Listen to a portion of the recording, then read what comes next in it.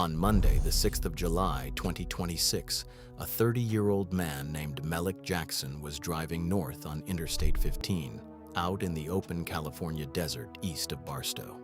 It was around 10 minutes to 1 in the afternoon. The sky was clear, the road was dry.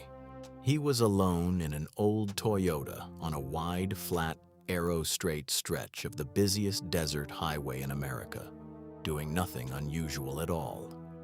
And then, for reasons the California Highway Patrol still lists as under investigation, the car drifted to the right.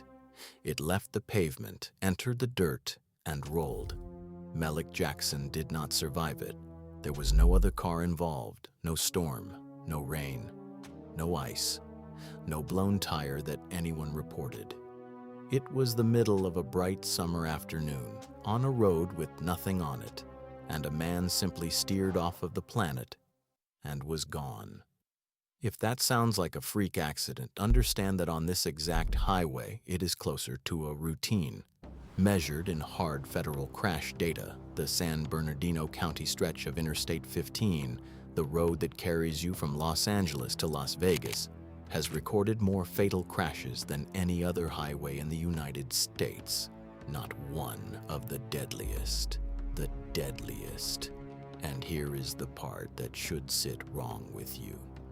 The thing that makes this road lethal is the exact same thing that makes it feel completely safe. Hold Malik Jackson in your mind. We will come back to him. Think about how you picture danger on a road. You picture the drunk driver crossing the line at 2 in the morning. You picture the storm, the black ice, the tire that explodes at 70. You picture the thing you would see coming, the thing with a face, the thing you could brace against. This road kills a different way.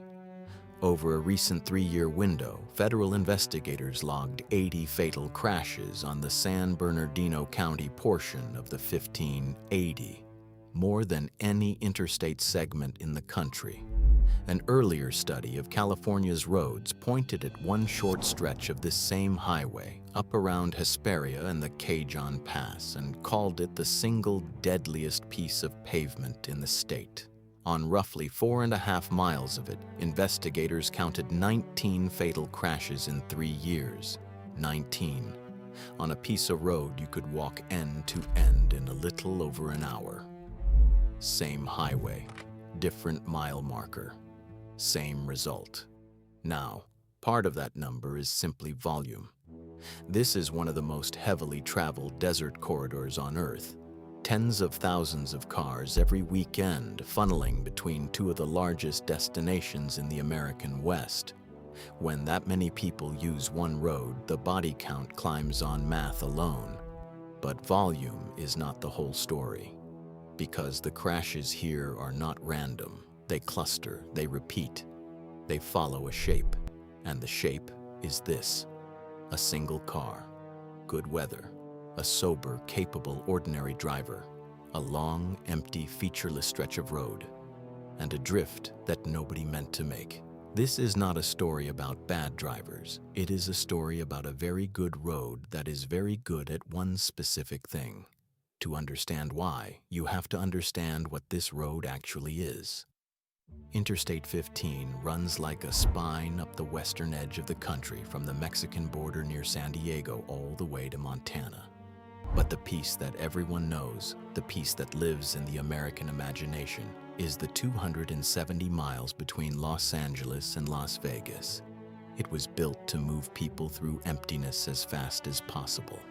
And the emptiness it moves them through is the Mojave, one of the harshest deserts on the continent. You start in the sprawl of greater Los Angeles. Then the land tilts up and the freeway climbs into the Cajon Pass, a mountain gap over 4,000 feet high where the San Andreas Fault itself cuts across the road. You crest the pass, and then the country opens. And it does not close again for a very long time. Victorville, then Barstow, the last real town for a while. And then the road does the thing it is famous for. It straightens, it flattens. It aims itself at the horizon and simply holds there. Past Baker, past the tallest thermometer in the world standing over an empty desert town, past the long climb to the state line at Prim, where the casinos rise up out of nothing like a mirage that turned out to be real. Between those brightens, Los Angeles behind you, Las Vegas ahead of you, there are stretches where you can see the road run dead straight for miles. No curve to turn your hands, no hill to work the pedals, no town, no billboard, no reason to do anything but hold the wheel and wait. Engineers built it this way on purpose. Straight is efficient. Straight is fast. Straight is safe. In every way, a bridge or a guardrail is safe. And straight is exactly what turns your own brain against you. Now picture the drive the way millions of people actually make it. Not the postcard version, the real one. It is Friday afternoon, or it is Sunday coming home. You have done this before, maybe many times. You know the boredom of it. You get through the pass, you get past Barstow, and the road goes quiet and flat, and your shoulders come down. And you exhale. The hard part, you think, is behind you. That exhale is the most dangerous moment of your trip, because your brain did not evolve to do this. It did not evolve to sit still, fully alert, for hours, staring at a fixed point that never changes. When you give a human brain a task with no variation, no decisions, no threats, no surprises, it does what it always does with a boring job. It hands the work to a lower system and lets your attention wander off. Traffic researchers have a name for what happens next. They call it highway hypnosis. Some call it white line fever, driving without awareness. You have almost certainly felt a mild version of it. You arrive somewhere and realize you cannot remember the last 10 miles, not the exits, not the cars, nothing. You were driving the entire time, and no one was home. On a city street, that trance never gets deep because the road keeps waking you up. A light, a turn, a pedestrian, a decision every few seconds. The Desert 15 gives you nothing to decide, and a mind with nothing to do will find somewhere else to go. Sit with what that means. On the safest feeling part of the drive, the part where you finally relax, your brain is quietly powering down the exact system you need to stay alive. And it gets worse because highway hypnosis is often just the doorway. What waits on the other side of it is sleep. You think you would know if you were about to fall asleep. You would not. That is the entire problem. The transition from awake to asleep is not a wall you slam into. It is a slope you slide down without noticing, and the first thing to go is your ability to notice. Sleep scientists call the brief lapses microsleeps. 2 seconds, 3 seconds, 4. Your eyes may even be open. You are simply not there. Do the arithmetic on that, because the arithmetic is the horror. At 70 miles an hour, your car covers a little over 100 feet every single second. A 3-second microsleep, one you will have no memory of, carries you more than 300 feet down the road. That is the length of a football field. Picture that, a full football field of highway at speed, with your family in a car and absolutely no one driving. You will not feel it happen. There is no jolt, no warning, no moment of choice. There is only the quiet, and then the drift. That is the drift that killed the man in the old Toyota, or one just like it. The car does not swerve, it does not fight. It just eases gently toward the edge, because a straight road under a sleeping hand does not stay straight. It follows the tiny unconscious lean of your body. And out here, there is no rumble strip in time, no oncoming lane to scare you, no city to catch you. There is a shoulder, and then there is dirt, and dirt at 70 miles an hour does not forgive. Picture it the way it actually goes, second by second. You are fine. You are completely fine. The road is straight, the music is low, the horizon is holding steady where it always is. Your eyelids are heavy, but everyone's eyelids are heavy out here, so you do not count it. You blink, and the blink lasts a half second too long. You do not notice. The car has already begun to lean a few inches toward the shoulder. You blink again. The wheel is following your hands, and your hands are following a body that is quietly letting go. No alarm goes off, because the part of you that would sound the alarm is the part that has gone dark. By the time anything wakes you, if anything wakes you at all, the tires are already off the pavement and into the dirt, and the physics that were on your side 1 second ago are now entirely against you. This is why the crashes here have that signature. One car, clear skies, a sober driver, off the right side of a straight road for reasons still under investigation. The reasons are not a mystery to the people who study this. They are just very hard to prove, because the only witness is asleep and often does not survive to tell you. Here is how bad the hidden problem is. The government's official count of drowsy driving deaths runs at roughly 800 a year, but almost everyone who studies road safety agrees that number is a fantasy of underreporting, because a tired driver leaves no skid marks, no empty bottle, no evidence at all. When researchers at the 8AA Foundation went looking with better methods, they estimated that drowsy driving plays a role in something closer to 1 in 6 deadly crashes, thousands upon thousands of deaths a year, most of them written down as something else. And you do not have to be exhausted for it to take you. The National Safety Council found that being awake for around 20 hours impairs you about as much as being legally drunk. 20 hours. That is a normal person on a normal day who got up early, worked, packed the car, and decided to just push through and drive to Vegas after dinner. The Centers for Disease Control asked drivers a simple question. In the last month, have you fallen asleep at the wheel? 1 in 25 said yes. Look at the next 4 cars around you on the 15. Statistically, one of those drivers has already dozed off behind the wheel this month, maybe on this very road. Fitness will not save you from this. Planning will not save you from this. Experience makes it worse, because experience is what convinces you the road is easy. The people who die on the Desert 15 are, overwhelmingly, not reckless. They are competent people on an easy road on an ordinary day, whose brains did the most natural thing in the world at the worst possible time. That is the core of it. But the Mojave does not settle for just one way to kill you. It stacks them. Consider the heat first. In summer, the desert floor around Baker routinely climbs past 110, 115, and higher. That is why the town's one famous landmark is a giant thermometer. Heat like that punishes tires.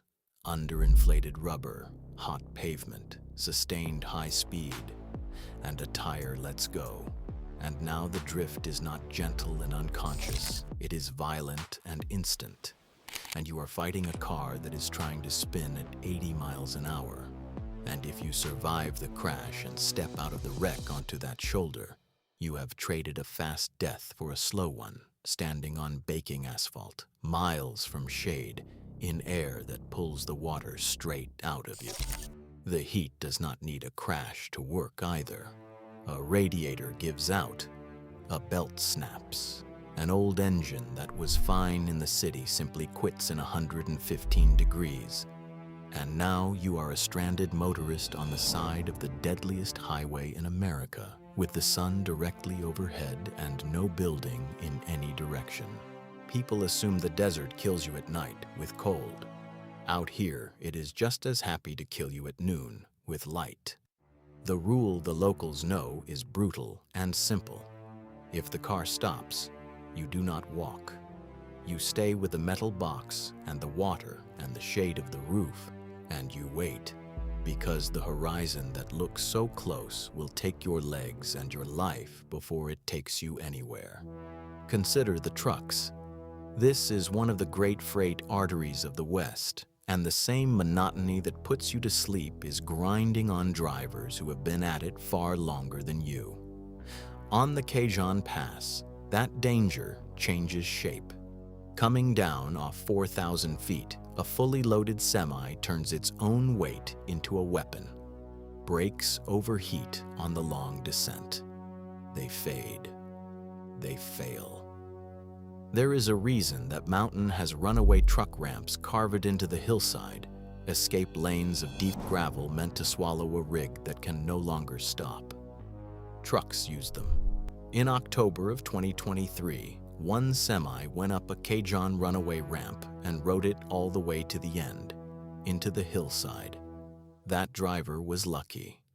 2 years later, in the dark before 5 in the morning, another rig came down that same grade, lost its brakes, blew through a stop sign at the bottom, and rolled onto its side, its load thrown across the road. That driver ended up trapped in the cab while strangers tried to reach him. These are not rare stories on the pass. They are the pass. Others jackknife or roll, and on a crowded pass, a single truck losing control can pull dozens of cars into it. This road has seen pileups approaching 30 vehicles from one initial mistake. Consider the distance. Out on the long, straight middle, help is not close. Cell coverage flickers and dies. The nearest tow, the nearest ambulance, the nearest hospital can be 45 minutes a desert away. And 45 minutes is a long time to be bleeding on a shoulder while traffic blurs past at freeway speed. And consider the dark. The worst hours for drowsy crashes are the small hours after midnight and the sag of late afternoon. And this is a road people love to drive at night, chasing the glow of Las Vegas or fleeing it afterward, running straight into their own body's lowest ebb. At 3 in the morning, on a black desert straight away, with the dashboard the only light and the white line ticking by like a metronome, your brain is being sung to sleep by the very thing keeping you alive. Youth does not save you here. A new car does not save you. A good driving record does not save you. The desert does not check your record. So here is what actually keeps you on the road. Not luck, habits. Treat these as rules because on the 15 they are not advice. Never start this drive already tired. Not, I'll be fine. If you would not have a drink and drive, do not get behind the wheel after 20 hours awake, because to your brain, the two are nearly the same. Fight the monotony before it wins.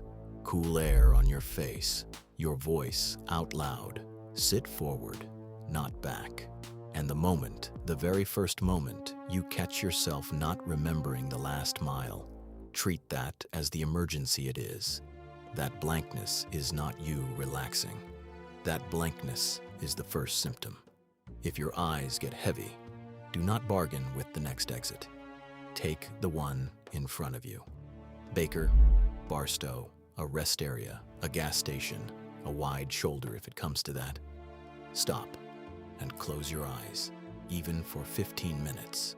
There is no arrival time worth what the alternative costs, and keep something between you and the edge. Distance from the truck ahead. Attention on the shoulder. Because on this road, the shoulder is not the margin of safety. The shoulder is where people die. Now step back and look at the whole thing, because there is something almost unbearable in it. The 15 is not a cruel road. Cruelty would require intent. There is no malice in a straight line across a desert. The pavement does not want you off of it. The Mojave does not hunt you. The heat is not aiming. The desert does not hate you. Hatred would at least be attention. What the road is indifferent, and indifference turns out to be worse than any villain, because a villain can be beaten, and indifference cannot be insulted, cannot be angered, cannot be made to care. The road simply is what it is, straight and easy and long and patient. It offers you comfort, and the comfort is real, and the comfort is the trap. It asks nothing of you, and in asking nothing, it invites you to give nothing. And the moment you accept the invitation, you are already drifting. It does its work without malice and without mercy, and it will do it again this weekend, and the weekend after that, to people exactly as capable as you. Which brings us back to Malik Jackson. A Monday afternoon in July, just after lunch when the light is flat and hard and the road ahead shimmers. A 30-year-old man from a small town, alone in an old car, heading north on a road he had almost certainly driven before. On the flat, open stretch past Barstow, where the hard part is supposedly behind you. The official report will say the car drifted right for reasons still under investigation. That phrase, under investigation, is where a person's whole life goes when the road takes them quietly. It is a box on a form. It is the sound the desert makes when it is done. I cannot tell you what happened in that Toyota in his final seconds, and I will not pretend to. His reasons are his own, and the investigation is not mine to close. But I can tell you what this road does to people. I can tell you that on a bright, dry, empty afternoon, on the deadliest highway in the country, a capable man went off a straight road and did not come back, and that he was not the first, and he will not be the last, and that the thing that killed him may be nothing more exotic than a road so easy that it stopped feeling like driving at all. You will make this drive someday, if you have not already. You will get past the pass, past Barstow, and you will feel your shoulders drop, and you will think the danger is behind you. Remember Malik Jackson when you feel that. Remember that the calm is not the reward for surviving the hard part. On this road, the calm is the hard part. Do not close your eyes. If you like this video, YouTube also thinks you're going to like this one on your screen.